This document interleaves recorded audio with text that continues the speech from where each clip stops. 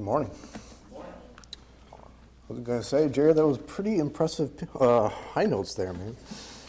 But, if you want to go ahead and open up your Bibles to Ephesians chapter 4, we'll be there in just a minute. And on a little bit of a difference there, go ahead and open up your songbooks to number 643. Be going over that song in just a bit as well. So, many think that once you become a Christian, some think that in order for them to prove to others that they are Christian is by what they wear. And let's say certain jewelry. However, being a Christian is much more than that. And for those here that don't or may not understand what showing your fruits means, hopefully I can explain it a little bit better. So showing your fruits is much more than just showing your outside appearance. Not only do you dress modestly, meaning you need to be properly covered and not flashy, because you really don't need to draw attention to yourself by what you wear. You should show it in your actions and words that you have changed your way of thinking to a biblical perspective. The actions that are shown and words that you say are a direct reflection of how you apply the words of the Bible in your daily life. I used to work with someone that had a metal cross all the time in my previous secular workplace. And he mentioned about needing to go to a worship service every Sunday. I got that. But when speaking with him, he was using words that he shouldn't have been using and actions he shouldn't have been doing. So he was very hypocritical about how he presented himself. Listen to Ephesians chapter 4, verse 29. Let no corrupt communication proceed out of your mouth, but that which is good to use of edifying, that it may minister grace unto the hearers. And this is similarly said in Colossians chapter 3, verses 8 through 10. But now ye also put off all these: anger, wrath, malice, blasphemy, filthy communication out of your mouth. Lie not one to another, seeing that ye have put off the old man with his deeds, and have put on the new man, which is renewed in knowledge after the image of him that created him. So after talking with this guy, even though he was trying to learn the ways of biblical thought, he just wasn't there. But on the flip side of this, moving forward, you can have somebody that looks, and let's just say different, on a worldly perspective. You don't know that they are Christian, but we stereotyped them, and we think that they haven't heard anything of what the Bible says based on their clothing, their looks, things like this. But they actually might know more than us. Somebody comes up to you on the street, tattoos, something like that, and they've already changed their way of thinking. They've already learned what the gospel means. So let's not judge anybody. Bottom line is, don't judge based on appearance. But we are supposed to judge righteously. Meaning if something isn't right according to what the scriptures teach, that issue needs to be brought to their attention.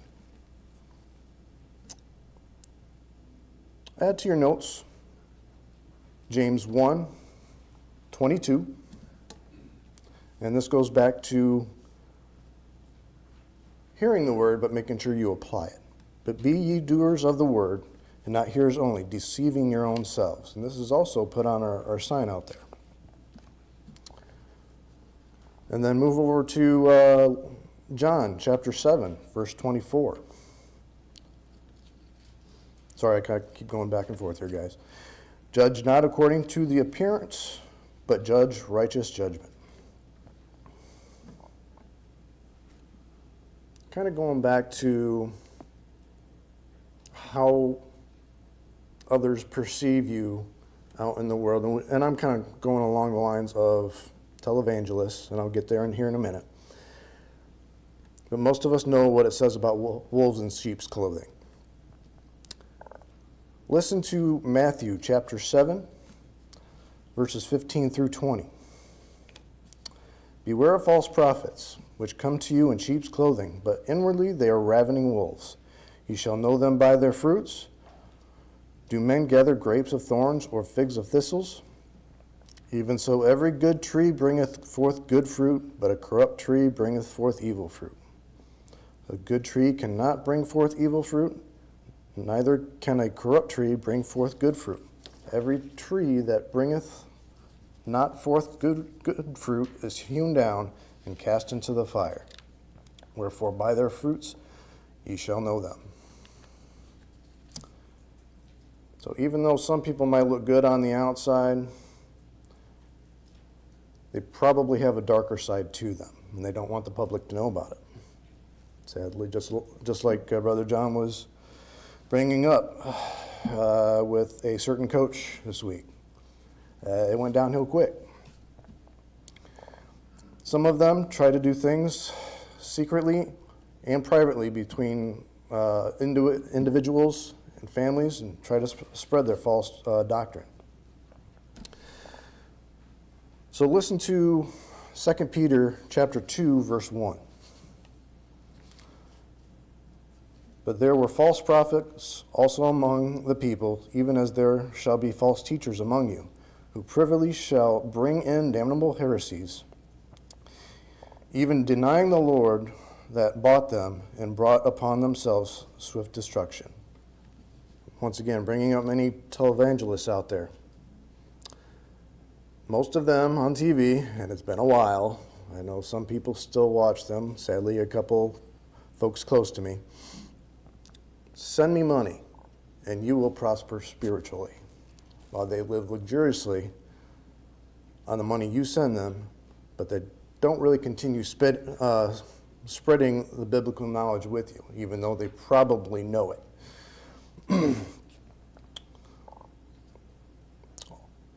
Most of them are just interested in taking your money, not saving your soul. With this congregation, totally different.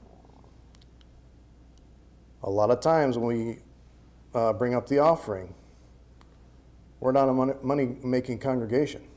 We are simply here to save your soul. That's for the local congregation only. So if you think about it, going back to Jesus and Paul always taught the gospel for free. They had to have other ways of providing for themselves. Jesus was a carpenter. And with the scripture reading this morning, Paul was a tent maker. So they brought in other ways just to make sure that they have a way of living. Now, I'm not saying that you shouldn't be paid as a full-time preacher, but that is for his local congregation or the congregation that he visits, say during a gospel meeting, for example. But he doesn't necessarily need to be paid from the congregation that he's visiting. You can also show your fruits by continuing to spread the gospel and speaking to people about the Bible while you're out there in the world. And I'm talking about evangelism. All of us have the opportunity to evangelize no matter where we're at. Just kind of keep that in the back of your mind anytime you're working with somebody, especially when they bring up something that you really don't want to hear. Most of the time it's actions and the words coming out of their mouth. But keep in mind, most likely you won't be able to convert them right away. It takes time. It won't be a single conversation. But hopefully you'll be able to gradually shift them over to converting over to Christianity. But you also need to study for yourself, because you can't teach them if you don't know what the scriptures say yourself. Plant the seed and begin a conversation of what they know about the Bible. Some people just may not know anything, It's a good starting point. Either way, no matter where you start. I'm reminded of the parable of the mustard seed. So go ahead and turn over to Matthew chapter 13, verses 31 and 32. Another parable put he forth unto them, saying, The kingdom of heaven is like a grain of mustard seed, which a man took and sowed in his field, which indeed is the least of all seeds, but when it is grown, it is the greatest among herbs, and becometh a tree, so that the birds of the air come and lodge in the branches thereof. A mustard seed is just simply what you plant in order to start that seed to grow. You're never going to be able to do anything with that person if you don't first plant that seed. You will most likely come across someone who doesn't know what the Bible teaches, and they don't want to learn. And of course, this can be frustrating and upsetting at the same time, because you know what's going to happen when Judgment Day comes. Unfortunately, we can't save everyone, but it's our goal to try. Also, sometimes you need to remove yourself from a situation. My family has had to remove ourselves from many relative situations regarding our family because things are brought out that we don't want to be around. Holiday parties. We don't even go to holiday parties anymore because usually the beverages come out that we shouldn't be around anyway. Just remove yourself from that situation.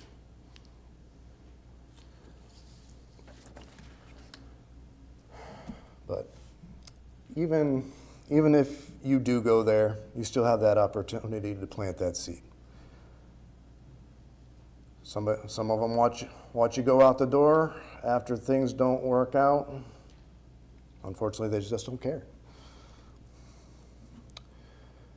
There's a song in our books called Sowing the Seed of the Kingdom, and this is number 643, probably one of my top 5 out of all the songs in our books. And I'll be reading just the first verse of this song. Hopefully I don't break out into the song itself. Are you sowing the seed of the kingdom, brother, in the morning bright and fair? Are you sowing the seed of the kingdom, brother, in the heat of the noonday's glare? For the harvest time is coming on, and the reaper's work will soon be done. Will your sheaves be many? Will you garner any for the gathering at the harvest home? This song is referring to the parable we find in Luke chapter 8, verses 5 through 8, but I'll be starting in verse 4. And when much people were gathered together and were come to him out of every city, he spake by a parable. And a sower went out to sow his seed, and as he sowed, some fell by the wayside, and it was trodden down, and the fowls of the air devoured it. And some fell upon a rock, and as soon as it was sprung up, it withered away, because it lacked moisture. And some fell among thorns, and the thorns sprang up with it and choked it. And others fell, and other fell on good ground, and sprang up, and bare fruit an hundredfold. And when he had said these things, he cried, He that hath ears to hear, let him hear. And Jesus goes on to clarify the parable. We'll continue on, verses 9 through 15. And his disciples asked him, saying, What might this parable be? And he said, Unto you it is given to know the mysteries of the kingdom of God, but to others in parables, that seeing they may not see, and hearing they may not understand. Now the parable is this. The seed is the word of God. Those by the wayside are they that hear. Then cometh the devil, and taketh away the word out of their hearts, lest they should believe and be saved. They on the rock are they which, when they hear, receive the word with joy, and these have no root. which for a while believe, and in a time of temptation fall away. And that which fell among thorns are they which, when they have heard, go forth and are choked with cares and riches and pleasures of this life, and bring no fruit to perfection.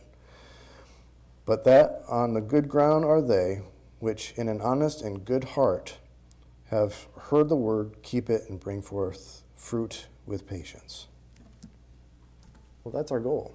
The last couple verses there is to continue to plant those seeds and bring forth good fruit, and continue to work with those around us in order to spread the gospel. But I do encourage everybody to go over those parables in Matthew chapter 13 and Luke chapter 8 to get a little bit better understanding of planting seeds to others.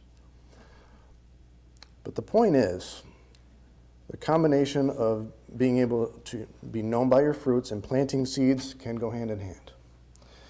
If people can see that you live by the Word of God, both in word and action, and not being hypocritical according to the Scriptures, they will be more likely to listen to you regarding the Scriptures and what they say, and you'll be able to plant those seeds a bit easier, and you'll be able to see those seeds grow.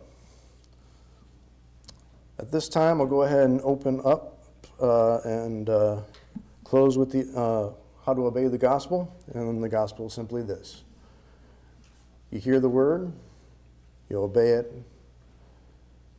and you are with Christ after baptism.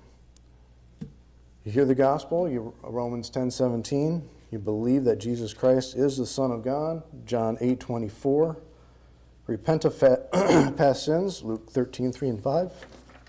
Confess that Jesus is Lord, Matthew 10:32 and 33. Be baptized for the remission of sins, Acts 2:38.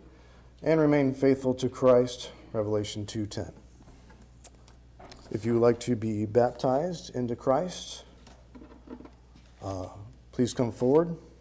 And also, if you'd like the prayers of the Lord's church, please bring that forward as well as we stand and sing.